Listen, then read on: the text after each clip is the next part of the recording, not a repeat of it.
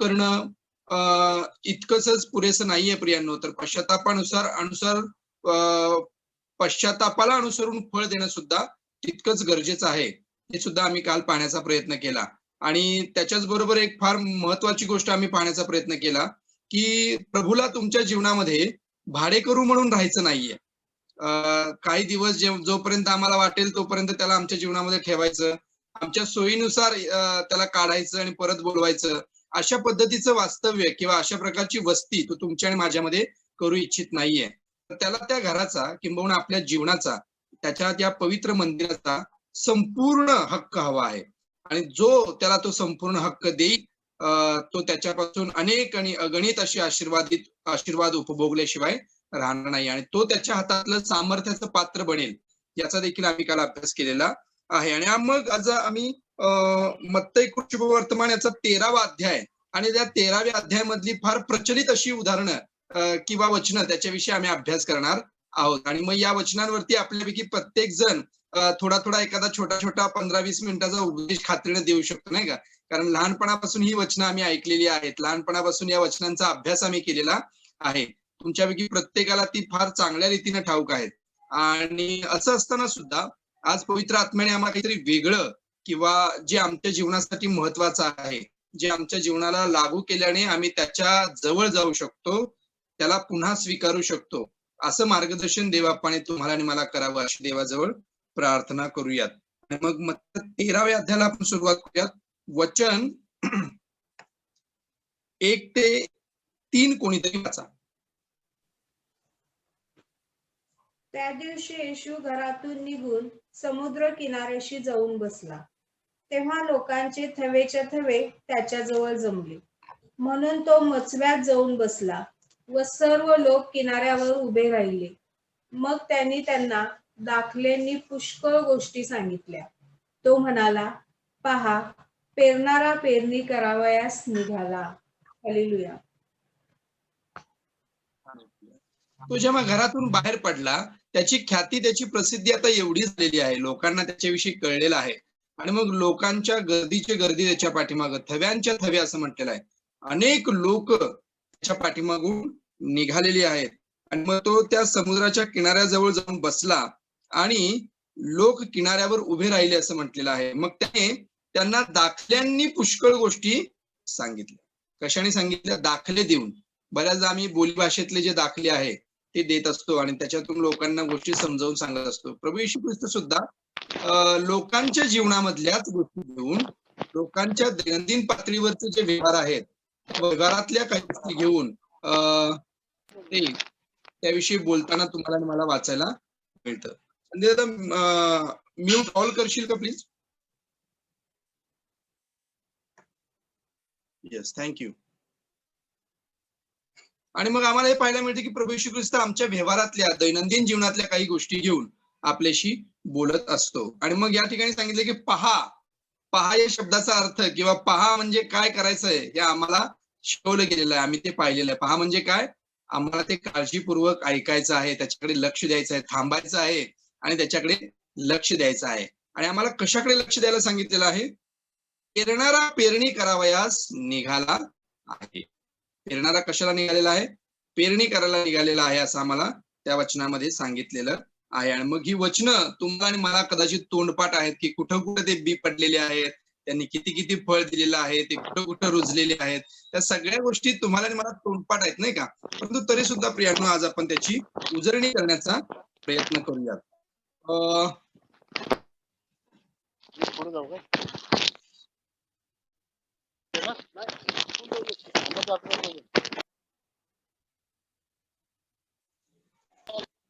Yes, प्रियांनो सगळ्यांना विनंती आहे, आपले माईक फक्त अनम्यूट ठेवूयात आणि जेव्हा केव्हा काही बोलायचं असेल तेव्हाच ते माईक आपण हे करूयात, अनम्यूट करूयात.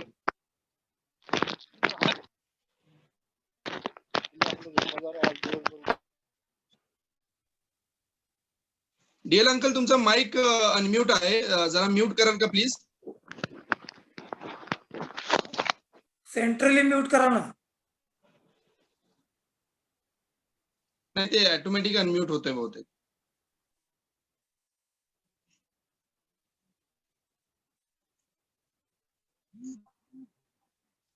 Yes, thank you. चौथ्या वचनामध्ये आपण वाचूयात प्रियांनो. चौथ्या वचनामध्ये काय म्हटलेलं आहे? पेरणी करायला जेव्हा तो पेरणी करणारा निघाला आहे, शेतकरी जेव्हा निघालेला आहे. आता शेतकरी काय तुमच्यासाठी आणि माझ्यासाठी अगदीच वेगळा किंवा एक वेगळं उदाहरण नाहीये. आपल्या प्रत्येकाला माहिती आहे, किंबहुना आम्ही स्वतः सुद्धा एक शेतकरी कुटुंबातली लोक आहोत. मग त्याचं उदाहरण देऊन प्रभू आमच्याशी बोलत आहेत. चौथ्या वचनामध्ये काय सांगितलेलं आहे? आणि तो पेरीत असता काही बी वाटेवर पडले व पाखरांनी येऊन ते खाऊन टाकले. आता हा पेरणी करणारा कुरीनं पेरणी करत नाहीये. नाही का? एवढी गोष्ट तुम्ही आणि मी समजून घ्यायला पाहिजे. कुरीनं पेरणी जी करणारे असतात ते काय करतात, त्या कुरीत सोडतात आणि मग ते एका ओळीत असं पेरलं जातं. किंवा हे टोकणनी सुद्धा नाहीये. परंतु जर तुम्ही बघितलं असेल, गहू टाकताना शेतात जर तुम्ही बघितलं असेल, तर ते पाटीत गहू घेऊन किंवा युरिया किंवा लागवड जे विस्कटणं आम्ही ज्याला म्हणतो नाही का शेतात, त्याच्यासारखं ही पेरणी आहे प्रियांनो. आणि मग ती करत असताना त्या ठिकाणी काय घडत आहे? पहिली गोष्ट तुम्हाला आणि मला काय सांगितलेलं आहे? आणि तो पेरीत असता काही बी वाटेवर पडले व पाखरांनी येऊन ते खाऊन टाकले. पेरणी करणारा पेरत होता. तो पेरणी करत असताना ते बी त्या शेतात फेकत असताना, टाकत असताना, समजावून सांगत असताना काही बी वाटेवर पडलेले आहेत. आणि वाटेवर पडलेले बी कोणी खाऊन टाकलेले आहेत? पाखरांनी खाऊन टाकलेले आहेत असं म्हटलेलं आहे. एक गोष्ट आता आम्ही समजून घेऊया, जी तुम्हाला आणि मला चांगल्या रीतीने ठाऊक आहे. पेरणी करणारा कोण आहे? देव आहे. पेरणी करणारा कोण आहे? देव आहे. देवाचा आत्मा आहे, नाही का? तो पेरणी करत असतो. आणि आम्ही कोण आहोत? शेत आहोत. आम्ही कोण आहोत? शेत आहोत. ही गोष्ट प्रमुख गोष्ट तुम्ही आणि मी आज समजून घ्या. पेरणारा जो आहे तो देव आहे. जरी आज या ठिकाणी सुद्धा पेरणी चालू आहे, परंतु या ठिकाणी सुद्धा पेरणारा परमेश्वरच आहे प्रियांनो. आणि शेत हे आम्ही सगळेजण जे बसलेलो आहोत. जरी मी बोलत आहे तर मी सुद्धा एक शेत आहे, कारण माझ्यामध्ये सुद्धा ती पेरणी केली जात आहे. आणि म्हणून पेरणी करत असताना काही बी वाटेवर पडले आणि पाखरांनी ते येऊन खाऊन टाकले असं म्हटलेलं आहे. याच्याविषयी थोडंसं विश्लेषण करण्यासाठी पुढच्या काही वचनांचा आधार आपण घेऊया. या पुढच्या वचनांमध्ये प्रभू येशू ख्रिस्तानं हा दाखला उलगडून आम्हाला सांगितलेला आहे. आणि मग 19वे वचन कोणीतरी वाचा.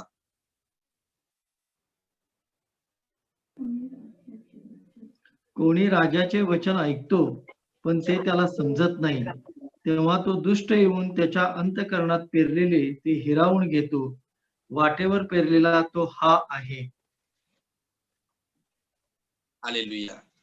आम्हाला फार डोकं लावण्याची गरज नाहीये नाही का, कारण या वचनांमध्ये काय काय घडत आहे आणि कशा कशाची तुलना कशाशी केलेली आहे याचं स्पष्टीकरण सुद्धा येशू ख्रिस्ताने स्वतःच आम्हाला दिलेलं आहे. आणि या वचनामध्ये म्हटलंय, कोणी राज्याचे वचन ऐकतो ऐकतो पण ते त्याला समजत नाही. ऐकलं जातं परंतु त्याला ते समजत नाही. तेव्हा तो दुष्ट येऊन त्याच्या अंतःकरणात पेरलेले बी हिरावून घेतो. पहिल्या वचनामध्ये आपण चौथं वचन जे वाचलं त्याच्यामध्ये काय म्हटलेलं आहे? पाखरांनी येऊन ते खाऊन टाकले असं म्हटलेलं आहे. पाखरांची तुलना प्रभू येशू ख्रिस्त या ठिकाणी कशाशी करत आहे? दुष्टाशी, नाही का? पाखरं म्हणजे कोण आहेत प्रियांनो? ते दुष्ट आहेत. तो दुष्ट येऊन ते काढून घेतो. केव्हा काढून घेतो? जेव्हा ऐकणारे फक्त ऐकतात परंतु त्यांना ते समजत नाही. हे समजून घ्यायला पाहिजे. तुम्ही आणि मी हे समजून घेऊया प्रियांनो. बरेच लोक देवाचं वचन ऐकतात आणि आज या काळामध्ये विशेषतः सकाळपासून संध्याकाळपर्यंत, सकाळी 7 वाजल्यापासून जर टीव्ही लावला, मोबाईल उघडला, तर बरेच असे ग्रुप आहेत, बरेच असे टीव्ही चॅनल्स आहेत ज्याच्यावरती आम्हाला पुष्कळ देवाचं वचन ऐकायला मिळत असतं. आम्ही त्याच्या सहवासामध्ये आहोत प्रियांनो. परंतु बऱ्याचदा आम्ही ऐकतो परंतु आम्हाला ते समजत नाही. आणि जेव्हा आम्हाला ते समजत नाही ना, तेव्हा ते कुठेतरी राहतं, त्या वाटेवरतीच पडून राहतं. आणि मग पडून राहिलेलं वचन सैतान काय करतो? येतो आणि ते आमच्या जीवनामधून काढून घेतो. ही गोष्ट तुम्ही आणि मी समजून घ्यायला पाहिजे. आता हा प्रश्न उरतो की समजत का नाही? वाटेवर पडलेलं जे आहे किंवा जे ऐकणारे आहेत, त्या ऐकणाऱ्यांना ते वचन समजत का नाही? काय कारण असावं की त्यांना ते वचन समजत नाही? मग हे समजण्यासाठी आम्ही इफिस्करास पत्र 4 अध्याय आणि वचन 17 आणि 18 आपण वाचूया.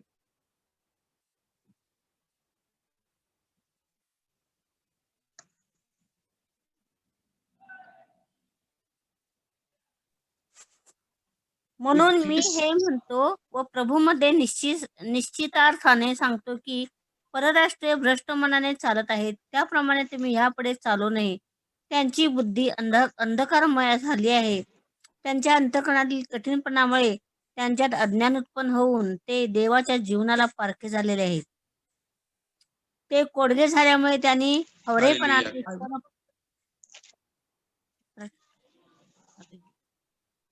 काय वचनामध्ये सांगितलेलं प्रियांनो, त्यांची बुद्धी अंधकारमय झाली आहे. त्यांच्या अंतःकरणातील कठीणपणामुळे त्यांच्यात अज्ञान उत्पन्न होऊन ते देवाच्या जीवनाला पारखे झालेले आहे. त्यांच्या अंतःकरणाच्या कठीणपणामुळं त्यांना ते समजत नाही, किंवा त्या अज्ञानामुळं त्यांना ते समजत नाही प्रियांनो. आणि त्यामुळे ते देवाच्या गौरवाला किंवा देवाच्या जीवनाला पारखे झालेले आहेत. ते ऐकतात परंतु त्यांना समजत नाही. त्यांची अंतःकरण कठीण झालेली असतात. ते वाटेसारखे झालेले असतात. ते रुजत नाहीत, तिथंच पडून राहतात, नाही का? आणि म्हणून ते देवाच्या जीवनाला गौरवलेले आहेत असं आम्हाला या वचनाद्वारे पाहायला मिळतं. आणि मग त्याच्या पुढे आम्ही हे समजून घ्यायला पाहिजे की अंतःकरण कठीण का होतं. समजत नाही का? कारण अंतःकरणाचं कठीण पण असतं, ते तिथंच पडून राहतं. मग अंतःकरण कठीण कशाने होतं हे सुद्धा आम्ही समजून घेणं गरजेचं आहे, जेणेकरून जर आमच्या जीवनामध्ये अशी परिस्थिती निर्माण झाली तर त्याच्यावरती आम्हाला काहीतरी पर्याय मिळेल, त्याच्यावरती आम्हाला काहीतरी औषध मिळेल, त्याच्यावरती आम्हाला काहीतरी उपाय मिळेल. आणि तो उपाय तुम्ही मी आज समजून घेणं गरजेचं आहे. पहिली गोष्ट पाहिली, ते ऐकतात, त्यांना समजत नाही. का समजत नाही? कारण त्यांची अंतःकरण कठीण झालेली असतात. अंतःकरण का कठीण होतात याचं उत्तर आम्ही शोधण्याचा प्रयत्न करूयात. मग इब्रीकरास पत्र्याचा 3 अध्याय वचन 13 कोणीतरी वाचा. इब्री 3:13.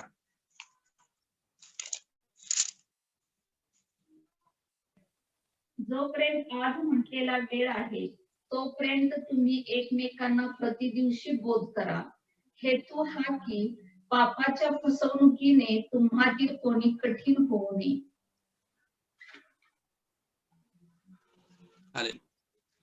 वेळ आहे तोपर्यंत आम्ही एकमेकांना बोध करूयात. आणि या प्रार्थनेद्वारे तुम्ही आणि मी हेच करत आहोत प्रियांनो. आम्ही एकमेकांना वचनातून, आमच्या साक्षींमधून, आमच्या जीवनाद्वारे बोध करण्याचा प्रयत्न करत आहोत. अशासाठी, कशासाठी? की आमच्यातील कोणीही पापाच्या फसवणुकीमुळे कठीण होऊ नये. मग कठीणपणा कशामुळे येतो? वचनामध्ये काय सांगितलेलं आहे? पापाच्या झालेल्या फसवणुकीमुळे कठीणपणा येतो. आणि तो कठीणपणा वचन समजू देत नाही, तो कठीणपणा वचन आमच्यामध्ये रुजू देत नाही. आणि जेव्हा अशी परिस्थिती असते, पाप जेव्हा करत असतो, तेव्हा पापाचा अधिपती सुद्धा आमच्या जीवनामध्ये असतो. आणि तो काय करतो? हळूच ती वचनं आमच्या जीवनातून काढून घेतो. म्हणतो, ऐक, मला काही फरक पडत नाही, दररोज 10 वाजता प्रार्थनेला बस, माझं काही म्हणणं नाही, बस बाबा, मला काही फरक पडत नाहीये. तो ऐकू सुद्धा देतो. परंतु जेव्हा आम्ही सातत्यानं प्रार्थनेमध्ये सहभागी होऊन सुद्धा, वेगवेगळ्या आध्यात्मिक कार्यक्रमांमध्ये आमची हजेरी असताना सुद्धा, जेव्हा आम्ही पापांमध्ये जीवन जगत असतो, तेव्हा पापाचा अधिकारी ते वचन आमच्यामध्ये रुजू देत नाही. जो चटकन ते वचन आमच्यामधलं उचलून घेतो, त्याला मूळ धरू देत नाही.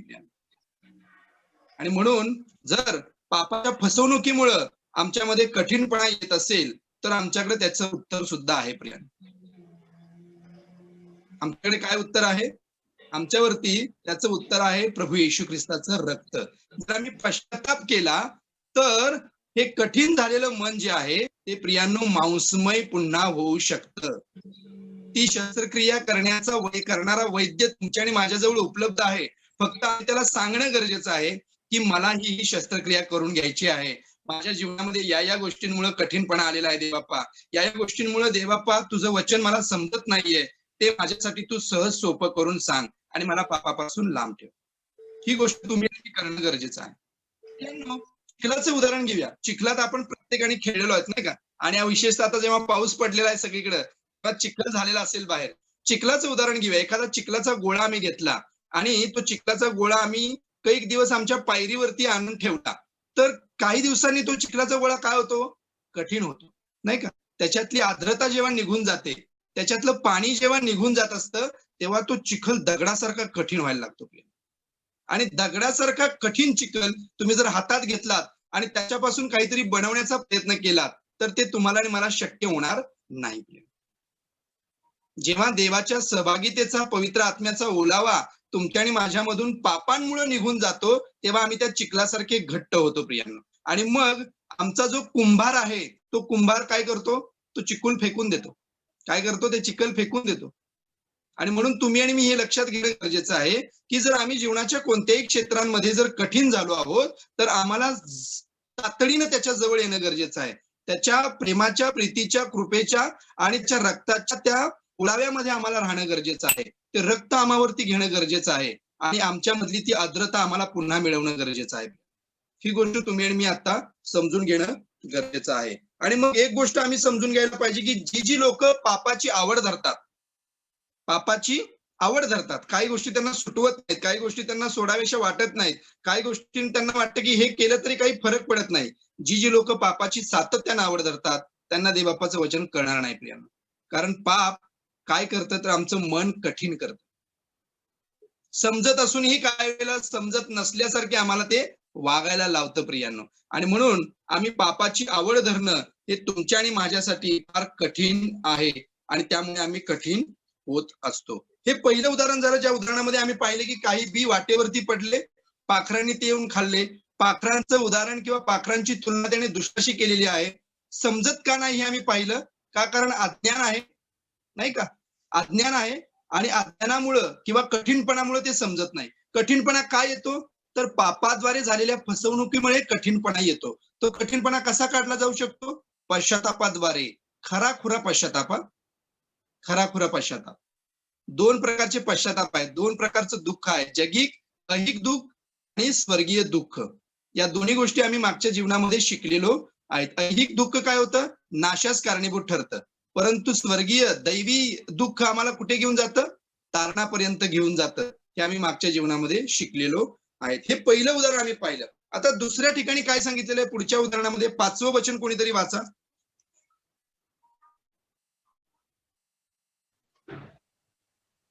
काही खडकाळीवर पडले, तेथे त्यास फारशी माती नव्हती आणि माती खोल नसल्यामुळे ते लवकर उगवले. हालेलुया. काही खडकाळीवर पडले, तेथे त्यास फारशी माती नव्हती आणि माती खोल नसल्यामुळे ते लवकर उगवले. आणि मग 6व्या वचनामध्ये काय म्हटलेलं आहे?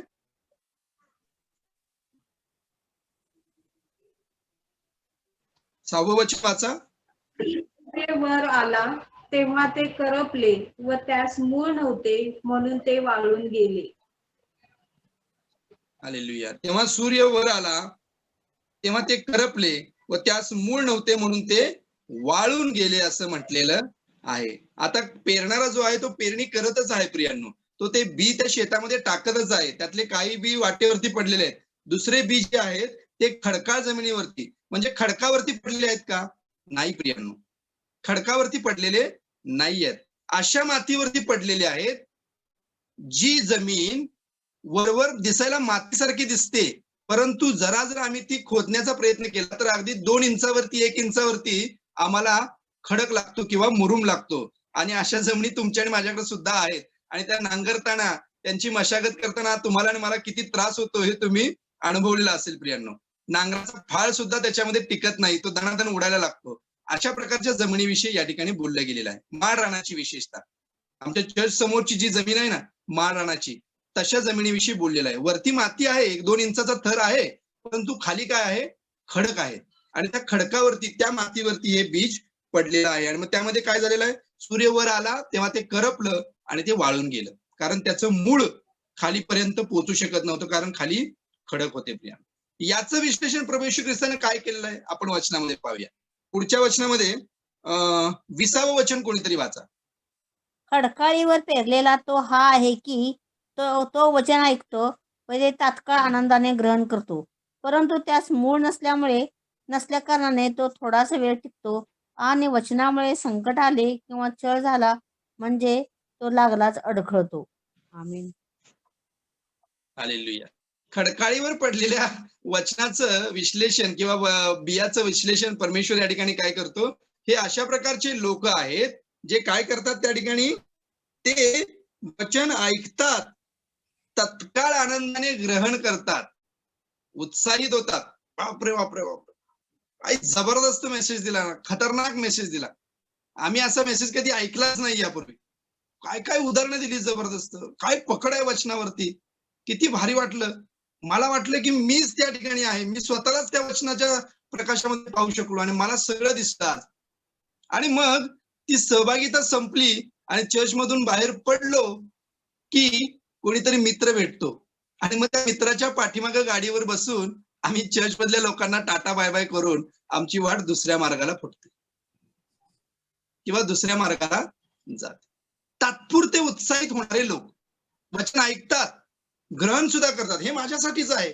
मी स्वतःला पाळक साहेब त्याच्यामध्ये पाहिलं. मला दिसलं की मी किती उणा आहे त्या पाळक साहेब वचनांमध्ये. आणि तुम्ही फार अद्भुत वचन दिलात, फार उत्साही झालेले असतात. आणि अशी बरीच लोक मंडळीमध्ये आपल्याला येऊन भेटतात नाही का. विशेषतः मला जेव्हा मी भाषांतर करायला पुढे उभा असतो तेव्हा चर्चचं संपल्यानंतर बरीच लोक येऊन भेटतात आणि सांगतात की पाळक साहेब फार अप्रतिम आजचं देवाचं वचन होतं. परंतु चर्च सुटल्यानंतर आठवड्याभर काही मागमूस राहत नाही. त्यांच्याविषयी आम्ही समजून घ्यायचं आहे. प्रियांनो, या ठिकाणी सूर्य हे उदाहरण प्रभू येशू ख्रिस्तानं वापरलंय. सूर्य वरती आला आणि ते करपलं असं म्हटलेलं आहे आणि मूळ खोल नसल्यामुळं ते वाळून गेलं असं म्हटलेलं आहे. आणि मग 20व्या वचनामध्ये काय म्हटलं, 21व्या वचनामध्ये काय म्हटलेलं आहे, सूर्याची तुलना तो कशाशी करत आहे, संकट किंवा छळ झाला किंवा वचनाचं अनुसरण करण्यासाठी, वचनाचं लागूकरण करण्यासाठी जेव्हा परिस्थिती विपरीत निर्माण होते तेव्हा आम्ही मूळ सोडून देतो. काय करतो, तेव्हा आम्ही मूळ गाळून टाकतो, सोडून देतो, आम्ही उपटून टाकतो. ते गप्प बसलेलं चांगलं, इथे बोलायला नको. का, कारण परिस्थिती विपरीत आहे. इथं काहीतरी बोललो तर माझ्यावरतीच उलट काहीतरी बोललं जाईल, अशा प्रकारे त्या ठिकाणी परिस्थिती होते. किंवा आज्ञापालन करताना जर आम्हाला एखादा निर्णय घ्यायचा असेल, आज्ञापालन करताना जर आम्हाला धैर्यानं एखादी गोष्ट बोलायची असेल, चूकला चूक म्हणायचं असेल, त्यावेळेला छळाच्या किंवा संकटाच्या भीतीनं आमची वृद्धी त्या ठिकाणी खुंटते. प्रियांनो, आमची वाढ त्या ठिकाणी खुंटून जाते, आम्ही वाढत नाही. हे दुसरं उदाहरण आम्ही या ठिकाणी पाहत आहोत. आणि यातली फार महत्वाची गोष्ट येशू ख्रिस्तानं सूर्याचं उदाहरण का दिलेलं आहे आणि त्याची तुलना तो छळ आणि संकट यासाठी का करत आहे हे सुद्धा पाहणं गरजेचं आहे. मला सांगा, पीक उगवण्यासाठी सूर्याची गरज आहे काय? कोणी आपला माईक अनम्यूट करा. हो, फोटोसिंथेसिस आहे. येस आहे. मला वाटते 8वीच्या की 9वीच्या पुस्तकामध्ये मला वाटते फोटोसिंथेसिस विषयी आपल्याला आपण शिकलेलं नाही का. प्रकाश, सूर्यप्रकाश पानं कशी घेतात, त्याच्यातून आपलं अन्न कसं निर्माण करतात वनस्पती, त्याच्याविषयी आम्ही शाळेमध्ये अभ्यास केलेला आहे. प्रियांनो, सूर्यप्रकाश वाढण्यासाठी अत्यंत महत्वाचा आहे. पीक वाढण्यासाठी, झाड वाढण्यासाठी अत्यंत महत्वाचा आहे. आणि फार अद्भुत रीतीनं परमेश्वरानं त्या सूर्याची तुलना कशाशी केलेली आहे, संकट आणि छळांशी केलेली आहे. मग आम्ही या ठिकाणी हे समजून घेऊयात का, की आम्हाला आत्मिक रीतीने वाढण्यासाठी, आध्यात्मिक रीतीने वाढण्यासाठी संकट आणि ही छळ अत्यावश्यक, आम्ही असं म्हणू शकतो का?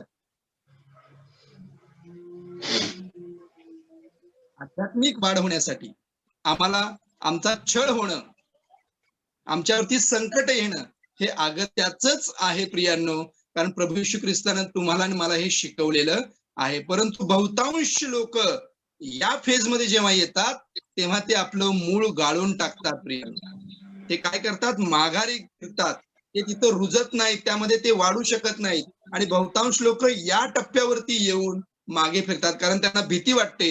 एखाद्या प्रतिष्ठित व्यक्तीच्या विरोधात जर मला धैर्यानं देवाचं वचन सांगायचं असेल, बोलायचं असेल, चुकीला चूक जर मला म्हणायचं असेल, तर ती व्यक्ती काय म्हणेल, सामाजिक पातळीवरती, कौटुंबिक पातळीवरती, मंडळीच्या लेवलवरती मला काय संबोधलं जाईल, मला काय बोललं जाईल, या भीतीनं, या संकटांच्या भीतीनं आम्ही गळून जातो प्रियांनो, आणि आमची वाढ त्या ठिकाणी थांबते. फार अद्भुत रीतीने परमेश्वराने या दोन्ही गोष्टींची तुलना केलेली आहे प्रियांनो. आणि देवबाप वचनामध्ये वापरणारं प्रत्येक उदाहरण फार अद्भुत रीतीने वापरतो. सूर्य पिकांच्या वाढीसाठी गरजेचाच आहे, तसं तुमच्या आणि माझ्या देवामध्ये वाढण्यासाठी, आध्यात्मिक वृद्धीसाठी छळ आणि संकट यायलाच पाहिजेत. आतापर्यंत जर ती आमच्या जीवनामध्ये आलेली नाहीयेत प्रियांनो, तर आम्ही कदाचित अजूनही वाटेवर पडलेल्या बियांप्रमाणेच आहोत. आम्ही काय आहोत, वाटेवर पडलेल्या बियांप्रमाणेच आहोत. आम्ही त्या पुढच्या पायरीवरती गेलेलो नाहीयेत. प्रियांनो, तुमचा छळ होऊ द्या. कारण जे झाडाचं उदाहरण आम्ही मागच्या उदाहरणामध्ये पाहिलेलं होतं, डोंगरावरील प्रवचनामध्ये, त्या ठिकाणी काय सांगितलेलं आहे? वचन आपण वाचूयात. मत्त्याचा 5वा अध्याय वचन 10 ते 12 कोणीतरी वाचा. मत्ते 5, 10 ते 12.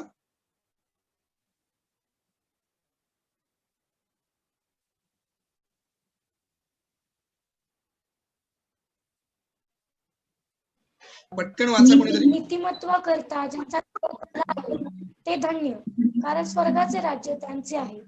माझ्यामुळे जेव्हा लोक तुमची निंदा व छळ करतील आणि तुमच्या विरुद्ध सर्व प्रकारचे वाईट लबाडीने बोलतील, तेव्हा तुम्ही धन्य. आनंद करा, उल्हास करा, कारण स्वर्गात तुमचे प्रतिफळ मोठे आहे. कारण तुमच्या पूर्वी जे संदेष्टे होऊन गेले त्यांचा त्यांनी तसाच छळ केला. किती स्पष्टपणे, आता याचं विश्लेषण करण्याची गरज आहे काय प्रियांनो? किती स्पष्टपणे देवबापाच्या वचनामध्ये सांगितलेलं. आनंद करा, उल्हास करा, परमेश्वर म्हणत आहे. आणि दुःखद गोष्ट ही आहे की आमचे भाऊ बहीण या एका पातळीवरती येऊन मागे फिरतात प्रियांनो, वाळून जातात, विश्वासापासून बहकतात, विश्वास त्यागून टाकतात, देऊन टाकतात प्रियांनो. परंतु देवाचं वचन आम्हाला काय सांगतं? स्वर्गाचे राज्य तुमचं आहे. केव्हा? नीतिमत्वासाठी. कुठलं नीतिमत्व? आमच्या कृतींचं नीतिमत्व काय? आमच्या कर्मांनी मिळवलेलं नीतिमत्व काय? नाही. ख्रिस्ताला स्वीकारण्याद्वारे, त्याच्यावरील विश्वासामुळे, त्याचं लागूकरण केल्यामुळे जे नीतिमत्व तुम्हाला आणि मला प्राप्त होतं ना, त्या नीतिमत्वाला जेव्हा आम्ही मिळवण्याचा प्रयत्न करू तेव्हा लोक तुमचा आणि माझा छळ करतील प्रियांनो. तो छळ कुटुंबातून सुरू होईल, तो समाजातून होईल, तो मंडळीतून होईल, आणि मग तो पुढे पुढे पुढे थोडासा वाढत जाईल. या गोष्टीची तुम्ही आणि मी नोंद घेणं अत्यंत गरजेचं आहे. त्या वचनामध्ये म्हटलेलं आहे, आनंद करा, उल्हास करा, कारण स्वर्गात तुमचे प्रतिफळ मोठे आहे. खडकाळीवर पडलेल्या या वचनाविषयी किंवा या बियांविषयी आम्ही या ठिकाणी पाहिलं की ते ऐकतात, आनंदाने ग्रहण करतात, परंतु तो आनंद फार काळ टिकत नाही. जेव्हा संकट येतात, अडचणी येतात, तेव्हा ते पेरलेलं बी त्यांच्यामधलं वाळून जातं, करपून जातं. तो सूर्य उगवताच प्रखरता जेव्हा जाणवायला लागते, देवाच्या आज्ञापालन केल्यानंतर जेव्हा ती प्रखरता, चटके जेव्हा बसायला लागतात ना, जेव्हा चटके बसायला लागतात तेव्हा मूळ आपोआप करपायला लागतं आणि ते गळून जातं. प्रियांनो, तुम्ही आणि मी आपल्या जीवनाचं आत्मपरीक्षण करणं अत्यंत गरजेचं आहे. पुढच्या वचनाकडेच आपण जाऊयात आणि पुढच्या वचनामध्ये आपल्याला काय सांगितलेलं आपण वाचूयात. 7वं वचन कोणीतरी वाचा.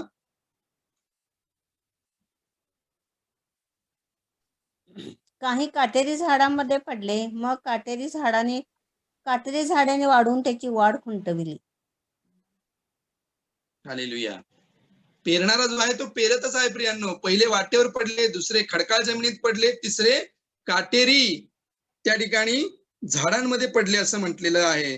मग काटेरी झाडांनी वाढून त्यांची वाढ खुंटवलेली आहे असं या ठिकाणी सांगितलेलं आहे. प्रभू येशू ख्रिस्त त्याचं विश्लेषण काय करत आहे वचनांमध्ये आम्ही वाचूयात. मला वाटतं की 22वं वचन कोणीतरी वाचा. काटेरी झाडामध्ये पेरलेला तो हा आहे की तो वचन ऐकतो, परंतु संसाराची चिंता व द्रव्याचा मोह ही वचनाची वाढ खुंटवितात आणि तो निष्फळ होतो. हालेलुया. आता या ठिकाणी काट्यांची तुलना कशाशी केलेली आहे प्रियांनो? संसाराची चिंता आणि पैशांचा मोह कशाशी केलेली आहे? संसाराची चिंता आणि पैशाचा मोह या दोन गोष्टींची, द्रव्याचा लोभ म्हणजेच पैशाचा लोभ किंवा मोह, याच्याशी ती तुलना केलेली तुम्हाला आणि मला वाचायला मिळते. आणि त्या बियांविषयी काय म्हटलेलं आहे? ती लोक किंवा ती शेतजमीन ते बी स्वीकारते, परंतु आजूबाजूचे जे काटे असतात ना, त्या काट्यांमुळे ते वचन वाढतच नाही. ते वाढायला सुरुवात करतं, परंतु त्यातलं जे महत्वाची मूलद्रव्य असतात, जे घटक असतात, ते बाकीच्याच गोष्टी खाऊन टाकतात. अधिक त्यांना तिकडं द्यावं लागतं आणि म्हणून त्यामुळे त्यांची वाढ खुंटते असं म्हटलेलं आहे. प्रियांनो, आध्यात्मिक जीवनामध्ये जर आम्हाला वाढायचं असेल, आध्यात्मिक जीवनामध्ये जर आमची वृद्धी करायची असेल, तर तुम्हाला विश्वासणाऱ्यांच्या संगतीमध्ये राहणं, त्यांच्या सहभागितामध्ये राहणं हे अत्यावश्यक आहे. प्रियांनो, तुम्ही वाढत आहात जेव्हा तुम्ही एकटे प्रयत्न करता, एकट्या व्यक्तीला सहज पराजित करणं किंवा सहज त्याला निराशगर्तेत पाडणं सैतानाला शक्य आहे प्रियांनो. परंतु जेव्हा तुम्ही विश्वासणाऱ्यांच्या सहभागितेमध्ये असता, विश्वासणाऱ्यांच्या संपर्कांमध्ये असता, एकमेकांसाठी जेव्हा प्रार्थना करत असता, तेव्हा तुम्हाला पाठिंबा मिळत असतो. आणि ही गोष्ट तुमच्या आणि माझ्या जीवनासाठी अत्यंत महत्वाची आहे. सातत्यानं तुम्ही वचनाचा अभ्यास करणं गरजेचं आहे. त्या वचनाच्या प्रकाशामध्ये स्वतःच्या जीवनाचं आत्मपरीक्षण करणं गरजेचं आहे. आमच्यातलं उणे पण त्या वचनाच्या प्रकाशामध्ये पाहणं अत्यंत गरजेचं आणि ते लागू सुद्धा करणं गरजेचं. आमच्या आजूबाजूला पाहायला मिळतं बरेच लोक देवाकडे येतात.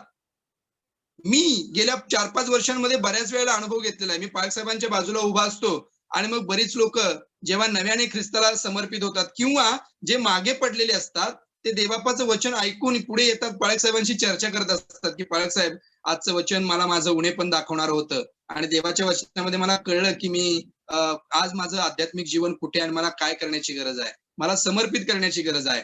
मग ते पाळक साहेबांसमोर उभे राहतात, पाळक साहेब त्यांच्यासाठी प्रार्थना करतात आणि मग त्यानंतर ती व्यक्ती 2 महिने 3 महिने किंवा पुढचे काही आठवडे पाळक साहेबांना चर्चमध्ये दिसतच नाही. पाळक साहेब टाचा वर करून करून शेवटपर्यंत पाहण्याचा प्रयत्न करतात. अरे बापरे, मागच्या आठवड्यात जी व्यक्ती प्रार्थना करायला आली होती ती आता कुठे दिसत नाहीये आणि ती व्यक्ती 2-3 महिने आपलं तोंड सुद्धा दाखवत नाही. का? कारण त्या व्यक्तीला रविवारची सुट्टी नसते. काय नसते? रविवारची सुट्टी नसते. आणि सुट्टी जरी असली तर जेव्हा 2 महिने तेव्हा येतात तेव्हा पाळक साहेब त्या व्यक्तीला आवर्जून भेटतात आणि म्हणतात, अरे तू काही दिसलाच नाहीस बरेच दिवस झालं, काय काही अडचण होती का? नाही पाळक साहेब, जरा मागच्या रविवारी मित्रांची ट्रिप गेली होती लोणावळ्याला आणि गोव्याला, तिकडे गेलो होतो त्यांच्याबरोबर, त्यामुळे चर्चला येता नाही. पाळक साहेबांना जरासं वाईट वाटतं परंतु ते हसतात आणि म्हणतात ठीक आहे, काय अडचण नाही, परंतु इथून पुढे येत जा. काही लोक असं कारण देतात, पाळक साहेब काम खूप होतो आणि मग काय बॉस रविवारची सुट्टी देत नाही आणि रविवारचं कामाला जर नाही गेलं तर पगार सुद्धा कट होतो आणि मग जरा अवघड होतं बाकीच्या गोष्टी, त्यामुळे रविवारी कामाला जायला लागतं, अडचण निर्माण होते. किंवा काही लोक प्रार्थना सभा ज्या असतात किंवा प्रार्थनेची जी गरज असते त्याला बाकी गोष्टींमुळं त्या गोष्टी सोडून देतात, त्यांच्याकडे कानाडोळा करतात, कारण त्यांना असं वाटतं की या सगळ्या गोष्टी आम्हाला मिळवणं अत्यंत गरजेचं आहे. देवबापाने त्याच्या वचनांमध्ये एक फार महत्वाचं सूत्र तुम्हाला आणि मला सांगितलेलं आहे आणि जर जीवनाचं हे कोडं सोडवायचं आहे तर ते सूत्र तुम्ही आणि मी लक्षात घेणं गरजेचं आहे. बऱ्याचदा आमच्या आजूबाजूला आणि मी सुद्धा, आपण सुद्धा काबाड कष्ट करून बऱ्याच गोष्टी मिळवण्याचा प्रयत्न करतो. आता ताई प्रयत्न करून नाही का रात्रंदिवस झटून काही गोष्टी मिळवण्याचा प्रयत्न करतो तरी सुद्धा ते आम्हाला हाताला लागत नाहीत. मग देवाने आम्हाला आधी काय करायला सांगितले, कोण वचन सांगू शकेल काय? पहिल्याने त्याचे राज्य व नीतिमत्व मिळवण्यासाठी झटा. त्याचे राज्य आणि त्याची धार्मिकता, त्याचं नीतिमत्व आधी मिळवा आणि निर्माण करता तुम्हाला काय अभिवचन देतो, त्यानंतर बाकीच्या सगळ्या गोष्टी तुम्हाला दिल्या जातील. आम्ही सूत्राच्या उलट्याच पायरीनं उदाहरण सोडवण्याचा प्रयत्न करतो. आम्ही काय करतो, आम्ही बाकीच्या गोष्टी आधी मिळवण्याचा प्रयत्न करतो आणि मग त्यातून थोडासा वेळ मिळाला तर आम्ही धार्मिकता आणि नीतिमत्व याच्याकडे जाण्याचा प्रयत्न करतो. याच्यामध्ये सुद्धा दुर्दैवानं मंडळीतील बहुतांश लोक या विभागांमध्ये येतात. प्रिय, जे संसाराची चिंता आणि द्रव्याचा मोह या एका गोष्टींमुळे मागे पडलेले आहेत, त्यांच्यात वचनाची वाढ किंवा वृद्धी होत नाहीये आणि परमेश्वर जो पेरणार आहे त्याला त्यांच्यातून काहीही कापणी करता येत नाही. प्रियांनो, आज तुम्ही आणि मी जेव्हा आमची लहान लहान लेकरं आहेत त्या आमच्या लहान लेकरांना आतापासूनच या गोष्टीची जाणीव करून देऊयात. त्यांना हे सांगूयात, तुम्ही इंजिनियर नाही झालात तरी चालेल, तुम्ही डॉक्टर नाही झालात तरी चालेल, पण प्रियांनो आधी धार्मिकता आणि नीतिमत्व मिळण्याचा प्रयत्न करा. आणि जी लोक धार्मिक आणि नीतिमान होतात प्रियांनो, ती कधीही भिकेस लागत नाहीत. देवाचं वचन तुम्हाला आणि मला हे अभिवचन देतं. कदाचित आज आमच्या लेकरांविषयी आमची ही अपेक्षा असेल की माझ्या मुलाने हे करावं, माझ्या मुलाने ते करावं, परंतु तुमच्यापैकी आणि माझ्यापैकी जे वडीलधारे आहेत, जे वडील आहेत, त्या लोकांनी आज हा निश्चय करणं गरजेचं आहे की माझा मुलगा अभ्यासात जरासा किंचित कमी असला तरी चालेल, त्यांना एक्सक्यूज द्यायला नको, परंतु त्यांना आध्यात्मिक जीवनामध्ये पहिलं वाढणं हे अत्यंत गरजेचं आहे. कारण यापुढे येणारे दिवस अत्यंत वाईट असणार आहेत आणि म्हणून तुम्ही आणि मी या गोष्टीची खात्री करून घेऊयात की आम्ही आमच्या मुलांना काय शिकवतो. रविवारचा दिवस त्यांना पाळायला शिकवतो काय, प्रभूच्या उपासनावारीचं महत्व त्यांना शिकवत आहोत काय प्रियांनो, हे तुम्ही आणि मी जाणून घेणं गरजेचं. आणि हे करत असताना तुम्ही आणि मी सुद्धा या गोष्टी करत आहोत का हे सुद्धा पारखणं अत्यंत गरजेचं आहे. का आम्ही देवाचं राज्य आणि नीतिमत्व या दोन्ही गोष्टींना दुय्यम स्थान दिलेलं आहे आणि बाकी जगिक गोष्टींना प्रथम स्थान देत आहोत काय? आणि जर असं असेल तर आम्ही या तिसऱ्या टप्प्यामध्ये पडतो, ज्या ठिकाणी वचनाची वाढ होऊ शकत नाही. ज्या ठिकाणी वचनाची वाढ होणार नाही. तुमची माप इच्छा असेल की मला देवासाठी काहीतरी करायचंय गोपाळक साहेब, तुम्हाला देवासाठी काहीतरी मोठं काम करायचंय, पण काय करू? कामच माझं असं आहे ना की रविवारी मला सुट्टी मिळत नाही. कामच असं आहे ना की मला काय करायला वेळच मिळत नाही. सकाळी 8 वाजता जातो आणि रात्री 8 वाजता येतो.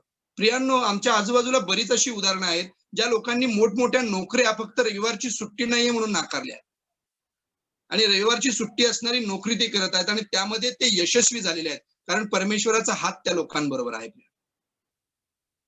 आम्ही प्राधान्य द्यायला शिकायला पाहिजे, प्राधान्य द्यायला शिकायला पाहिजे आणि म्हणून आम्ही कान उघडे ठेवून या सगळ्या गोष्टी ऐकूयात. आता शेवटची एक गोष्ट आहे, त्याच्याकडे आम्ही जाण्याचा प्रयत्न करूयात. वचन 8 कोणीतरी वाचा.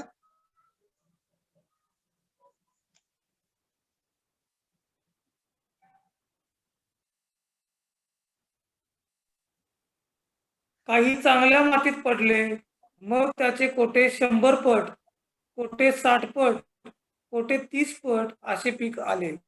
हालेलुया. हालेलुया.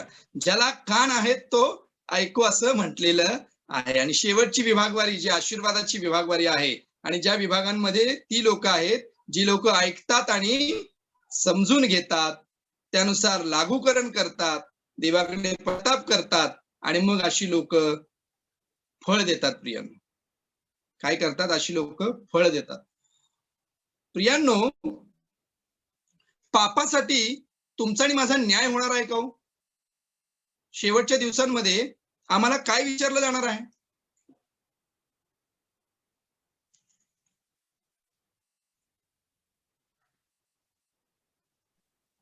फळाविषयी विचारलं जाणार.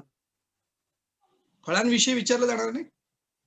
ज्याचं त्याचं काम टिकेल त्याप्रमाणे त्याला वेतन मिळणार आहे. प्रियांनो, ज्यानं ज्या ज्या पद्धतीचं काम केलेलं आहे ते जर टिकणार आहे तर त्या टिकणाऱ्या कामाचा मोबदला, प्रतिफळ आम्हाला स्वर्गामध्ये मिळणार आहे, हे मला पाहायला मिळतं. मग 23व्या वचनामध्ये काय सांगितले? चांगल्या जमिनीत पेरलेले तो हा आहे की तो वचन ऐकतो, समजतो, तो फळ देतोच देतो. कोणी 100 पट, कोणी 60 पट, तर कोणी 30 पट असे फळ देतो. 30% असेल, 60% असेल किंवा 100% असेल प्रियांनो, परंतु तो फळ देतोच देतो. फळाशिवाय तो राहत नाही, तो वांज जात नाही. प्रियांनो, तो फळ देणार आहे. केव्हा? जेव्हा तो वचन ऐकतो तेव्हा. पण या ठिकाणी सुद्धा एक गोष्ट समजून घेणे गरजेचे आहे. जी लोक वचन ऐकतात, समजून घेतात, त्यांच्यामध्ये सुद्धा 30%, 60% आणि 100% अशी विभागवारी आहे. जेव्हा आम्ही सगळेजण या ठिकाणी वचन ऐकतोय, समजून घेतोय, लागू करतोय, तेव्हा अशा परिस्थितीमध्ये सुद्धा कदाचित तुमच्यापैकी कोणीतरी 100% फळ देईल, तुमच्यापैकी काही जण 60% देतील, तुमच्यापैकी काही जण, आपल्यापैकी काही जण 30% फळ देतील. आणि असं असताना जो 100% देतोय त्याचा 30% वर हेवा करावा काय? त्याने 100% दिलं, आम्हाला 30% देता आलं, असं व्हायला पाहिजे काय? नाही, नाही का? कारण एक गोष्ट मागच्या अभ्यासामध्ये आम्ही शिकलेलो आहोत, 2 भावांविषयी आम्ही शिकलेलो आहोत. त्या 2 भावांची नावं काय आहेत? पेत्र आणि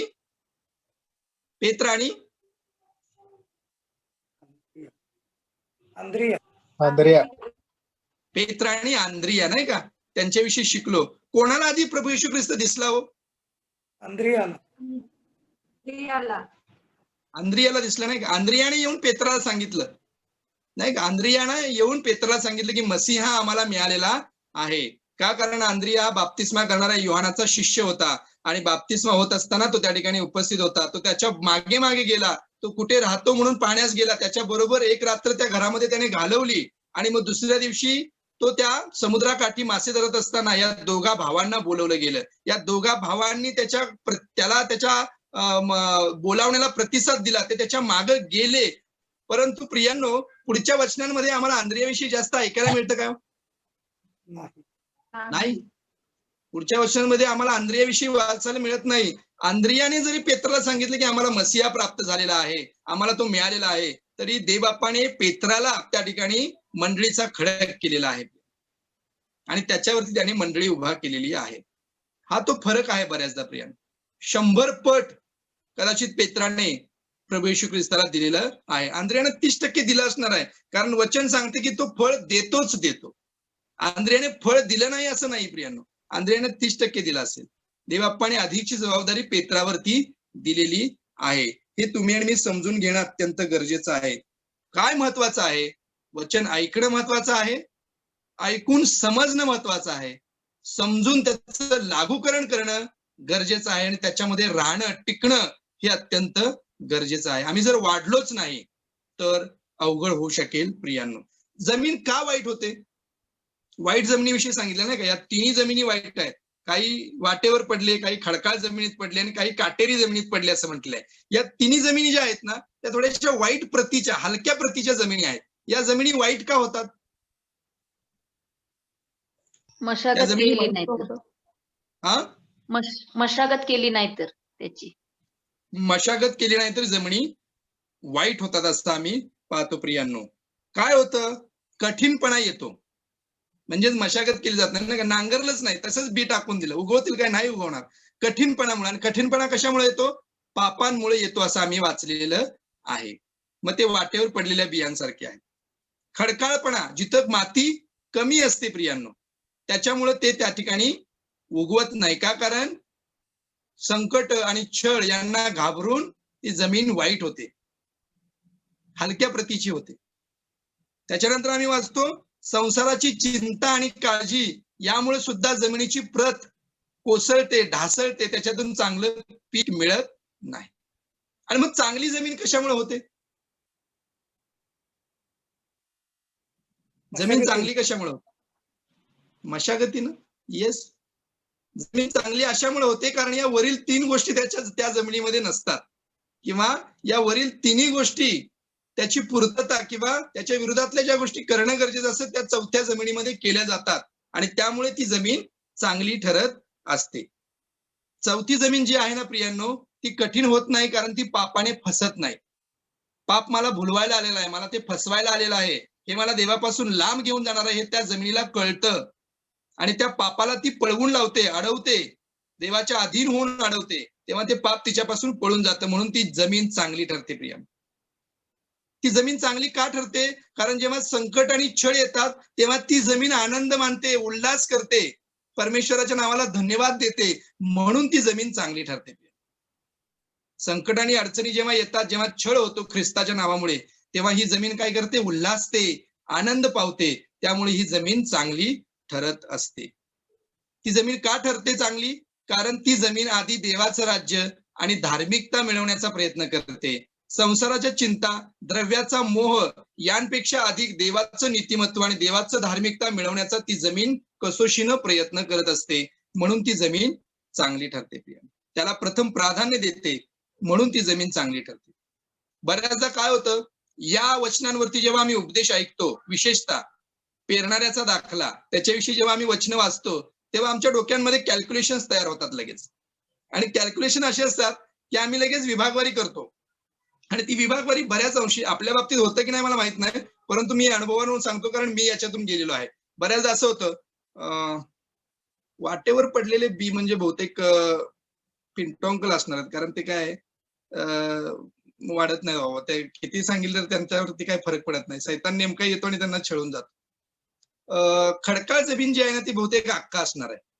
आणि का? कारण बी त्याच्यामध्ये पेरलं जातं, परंतु सूर्य उगवल्यानंतर ते काय होतं, ते मूळ धरत नाही.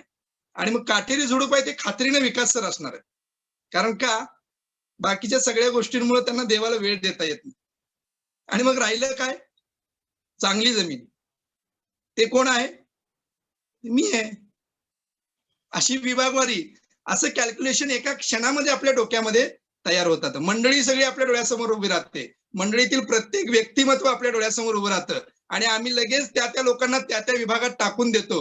हा वाटेवर पडलेल्यासारखा आहे, हा खडकाळ जमिनीत पडल्यासारखा आहे, हा काटेरी झुडपांसारखा आहे, आणि आम्ही स्वतः मात्र चौथ्या चांगल्या भूमीमध्ये राहण्याचा प्रयत्न करतो. प्रियांनो, आज आम्हाला अशा प्रकारे हे गणित सोडवायचं नाहीये प्रियांनो. आज आम्हाला डोळे बंद करायचे आहेत आणि आतमध्ये पाहायचं आहे, स्वतःमध्ये पाहायचं आहे. आम्हाला इतरांची विभागवारी करायची नाही, आमची स्वतःची विभागवारी आम्हाला या ठिकाणी करणं अत्यंत गरजेचं आहे. मी या कुठल्या विभागामध्ये आहे ही प्रार्थना करणं, आणि माझी खात्री आहे जसं मला उमगलेलं आहे की मी कुठल्या क्षेत्रामध्ये आहे, कुठल्या विभागामध्ये आहे, माझी खात्री आहे की देवाच्या वचनाच्या प्रकाशामध्ये तुमच्यापैकी प्रत्येकाला तो विभाग कळलेला असणार आहे की मी कुठल्या विभागामध्ये आहे, नाही का? आणि तो विभाग समजल्यानंतर आम्ही काय करायला पाहिजे? स्वतःचा विचार करायला पाहिजे आणि त्यानुसार परमेश्वराकडे जाणं गरजेचं आहे. जेव्हा आम्ही स्वतः विचार करू ना प्रियांनो, तेव्हा यामध्ये सुद्धा आम्हाला या चारही जमिनी आढळतील. वाटेवर पडलेलं बी आढळेल, खडकाळ जमीन आठवेल, काटेरी झुडूप आठवेल आणि आम्हाला सुपीक जमीन सुद्धा आठवेल. कारण हे या चारही जमिनी प्रत्येकाच्या जीवनामध्ये आहेत प्रियांनो.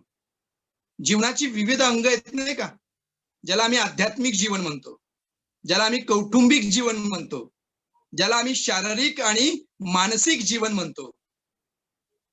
आणि आध्यात्मिक जीवन, कौटुंबिक जीवन, शारीरिक आणि मानसिक जीवन आणि सामाजिक जीवन, ही चारही जी वेगवेगळी अंग जर आम्ही विचार केला तर प्रियांनो, बऱ्याचदा काय होतं, एखादी व्यक्ती आध्यात्मिक जीवनामध्ये चांगल्या भूमीसारखी असते.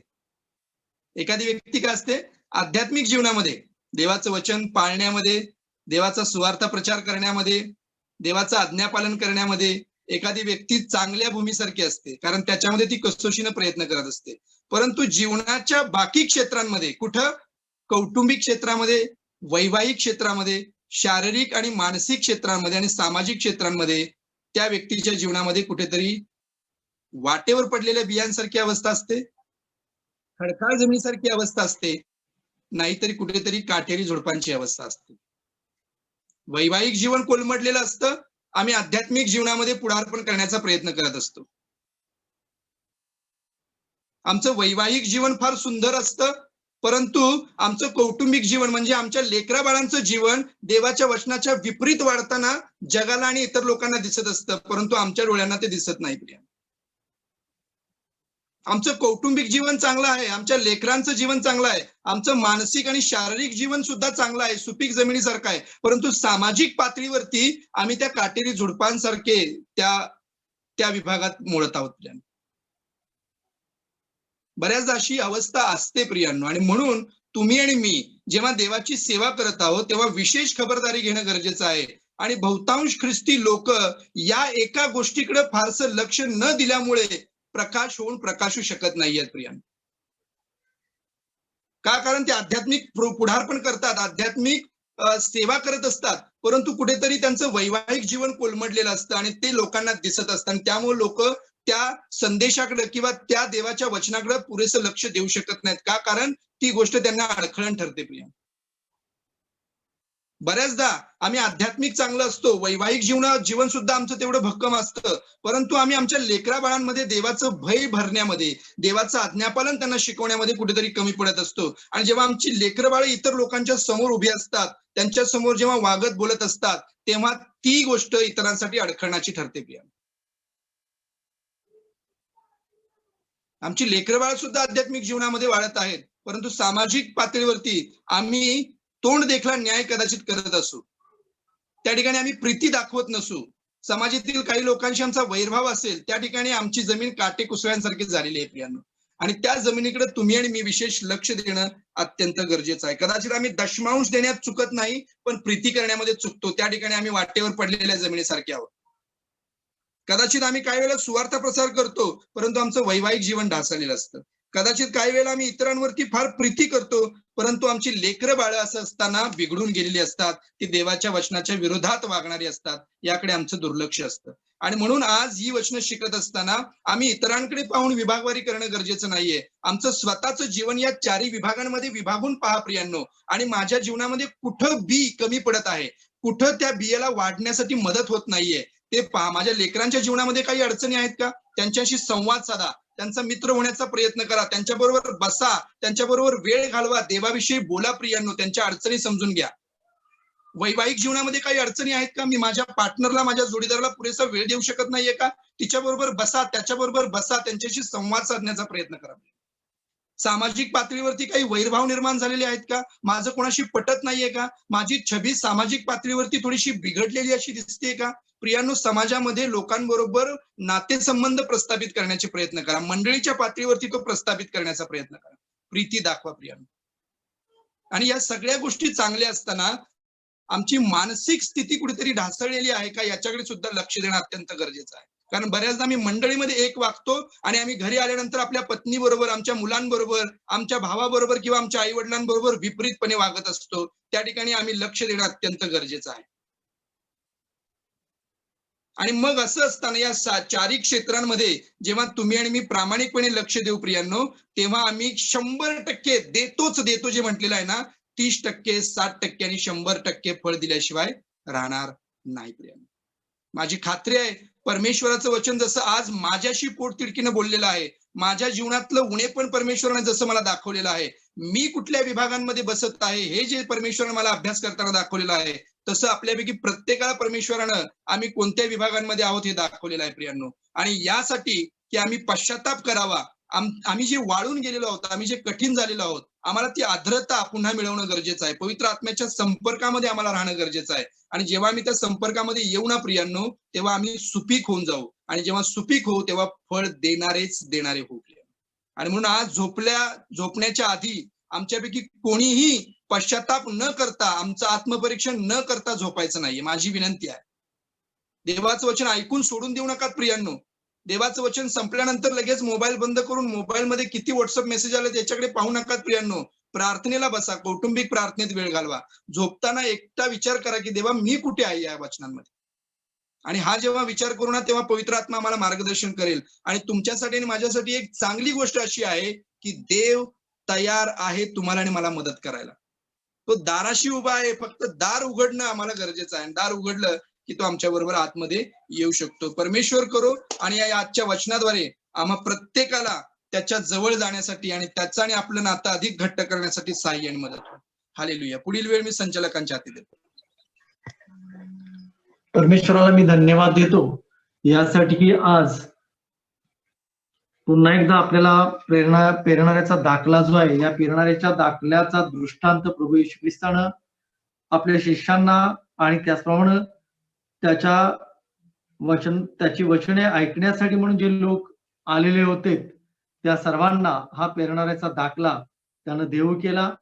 दाखल्याच्या दृष्टांताच्या आधारानं तो देवबापाचं वचन त्यांना समजावून सांगत होता. आमच्याही जीवनामध्ये अनेकदा आम्ही हा पेरणाऱ्याचा दाखला ऐकलेला होता, त्याचप्रमाणे त्याचं स्पष्टीकरण सुद्धा ऐकलेलं होतं. परंतु आज वेगळ्या प्रकारानं पुन्हा एकदा त्याचं स्पष्टीकरण आम्हाला झालं आणि आम्ही या पेरणाऱ्याच्या दाखल्याप्रमाणे नेमकं